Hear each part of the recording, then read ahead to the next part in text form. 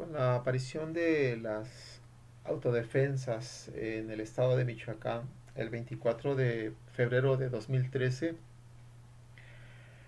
de las que se señaló que son una respuesta al acoso de diversos grupos delincuenciales, quienes cometían una serie de ilícitos como el secuestro, la extorsión, el asesinato, entre otros tantos. Lo cierto que este es un tema complejo, ya que por un lado, pues estos grupos surgen en las regiones donde las autoridades no se preocupan por brindar todos los servicios que una población requiere.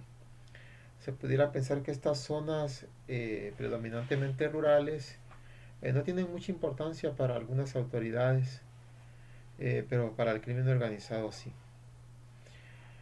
Es por ello que se han visto documentados cómo hay mujeres que participan en estos denominados grupos de autodefensa. Incluso hay niños que son entrenados para defender a sus familias, a sus comunidades. Cuando en realidad este es una tarea, una labor del Estado, de las autoridades. Se puede mencionar que hay pues fuertes intereses involucrados, ya que por un lado, ¿cómo se explica, cómo se puede entender que algunos miembros de estos grupos de autodefensa portaran armas de uso exclusivo del ejército, que incluso se sientan con la libertad de desarmar a la misma policía, de la que, de acuerdo a sus versiones, no hacían nada por protegerlos de la delincuencia? En algunos medios de comunicación como la CNN en español, se menciona que el narcotráfico está infiltrado en algunas autoridades, que hay corrupción en todos los niveles de gobierno. Es por ello que tal vez esa desconfianza en las instituciones, pues ya que pareciera que le tienen miedo o que están al servicio del crimen organizado. Algo que se debe enfatizar es que no podemos generalizar. Eh, hay, hay elementos de seguridad que, por ejemplo, el ejército, la marina o incluso la policía, eh, pues trabajan bien, cumplen con su labor. Incluso muchos de ellos han perdido la vida en el cumplimiento de sus funciones. La inseguridad pública es una de las principales amenazas a la estabilidad, a la democracia y al Estado de Derecho.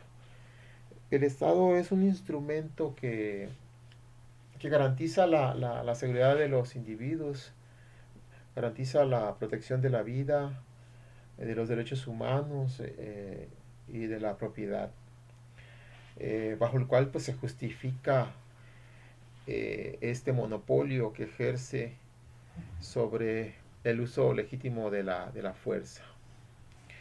Sin embargo, cuando el Estado no cumple con esta función primordial, pues su legitimidad se cuestiona, está erosionada. La seguridad debe contemplar una visión integral que nos garantice la paz social, por lo que es imperativo que se atiendan problemas como la pobreza, el desempleo, la desigualdad social, la discriminación, etcétera.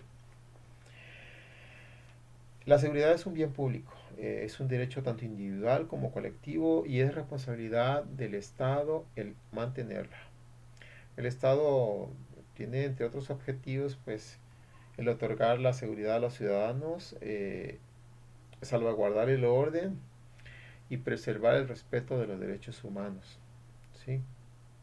Es importante el disciplinar a las fuerzas de seguridad pública, a que cumplan con su labor, y en caso contrario, pues que se les castigue si es que cometen algún tipo de ilícito. Romper con el estado de barbarie en el que se ha caído, pues es el principal objetivo de formar al Estado, pues como un garante de las relaciones sociales, más que eso, es como una estructura de organización social pactada de común acuerdo. Si alguien se opone a esta voluntad, pues debe ser reprimido, controlado, sancionado. Así es como opera el sentido de la seguridad. El imperio de la ley debe estar por encima de todos en términos de igualdad. No hay punto medio. La prevención pues, se constituye como una de las principales armas contra el crimen. La cultura de la denuncia es fundamental para abatir el desarrollo de las violencias y la criminalidad. Hay que eliminar estereotipos y todo tipo de manifestaciones que producen violencia o la reproducen. Sabemos que la criminalidad afecta a todos los aspectos de la vida cotidiana. La seguridad no solo está vinculada a la integridad física, sino que hoy en día conlleva toda una serie de consideraciones ampliamente estipuladas en los derechos humanos, de los que ya hemos hablado anteriormente, ya hemos visto esos temas. Pero entre otros se pueden señalar el derecho a la vida, el derecho a la salud, a la educación, a la alimentación, entre otros tantos. El concepto de seguridad ciudadana está vinculado pues, con el tema de la prevención por su carácter conciliador entre las posturas punitivas y las preventivas. Se debe garantizar con ello el respeto a los derechos humanos siempre. Se vincula también con la preocupación por la calidad de vida y la dignidad humana en términos de libertad. Se debe de brindar un acceso al libre mercado y al goce de sus bienes, resultado de del producto de su trabajo lícito. Si un Estado puede garantizar los derechos humanos y sobre todo contar con un aparato de justicia que garantice esto, incluso se puede estar hablando de un Estado moderno. Así pues, considero que las autodefensas no deben ser aceptadas. La seguridad es una obligación del Estado y todos debemos respetar las leyes. Por un lado, el crimen organizado pues debe ser desmantelado y ser puesto a disposición de la justicia.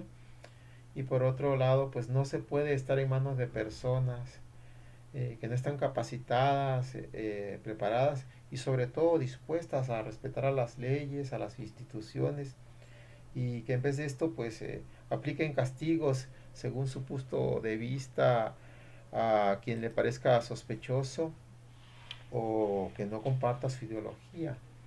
O en el peor de los escenarios, ¿no? Que estas autodefensas pudieran servir a dos amos a la vez, al Estado y al crimen organizado, y extenderse a todo el país, cosa que obviamente ya ha ocurrido en otros países como Colombia. Ese es mi punto de vista.